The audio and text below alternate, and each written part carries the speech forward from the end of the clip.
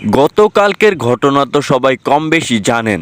শেখ হাসিনা পদত্যাগ করে দেশ থেকে পালিয়েছে এবং শেখ হাসিনার গণভবনকে জনগণ দখলে নিয়ে নেয়।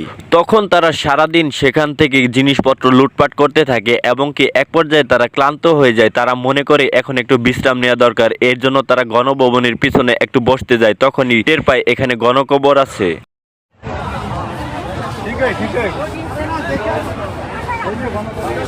তুমি এখানে দাঁড়াও, হ্যাঁ যাও না। অনেক অনেক লাশ পাওয়া গিয়েছে এখানে, আরো কবর খুঁড়তেছে, লাশ এখনো তুলছে। কি যে একটা অবস্থা, হায় আল্লাহ তুমি মাফ করো।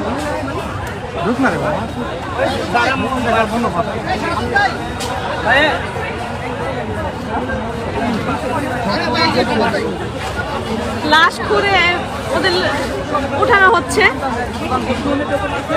আমার হাত পা কাঁপতেছে, আমি কি বলবো আমি বুঝতে পারতেছি না।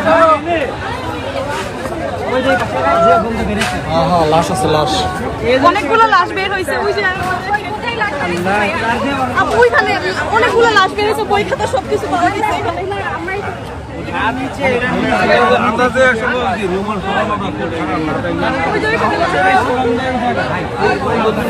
কয়টা লাশ পাওয়া গেছে? আপাতত দুইটা পাইছে, আরো ঘুরতেছে, ঘুরে বের করতেছে।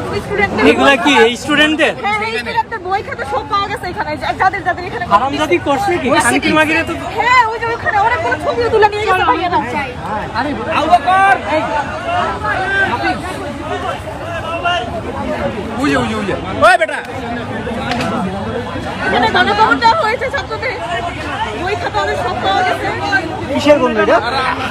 গন্ধ এখানে ঢুকে যাইতেছে না, লাশের গন্ধে।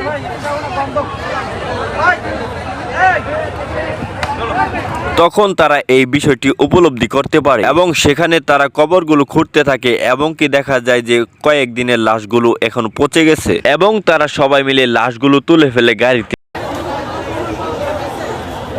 এখানে ছাত্রদের, যেসব ছাত্রদেরকে মারা হয়েছিল গণভবনের পেছনে, এই জায়গায় হচ্ছে ছাত্রদেরকে গণকবর দিয়ে চলে গেছে ওরা। গন্ধ, প্রচুর গন্ধের জন্য আমরা দাঁড়াতে পারতেছি না। এই জায়গাটা খোঁড়া হচ্ছে, এই জায়গা থেকে লাশ বের করা হবে। দেখেন এখানে আমার ছাত্র ভাইদের লাশ।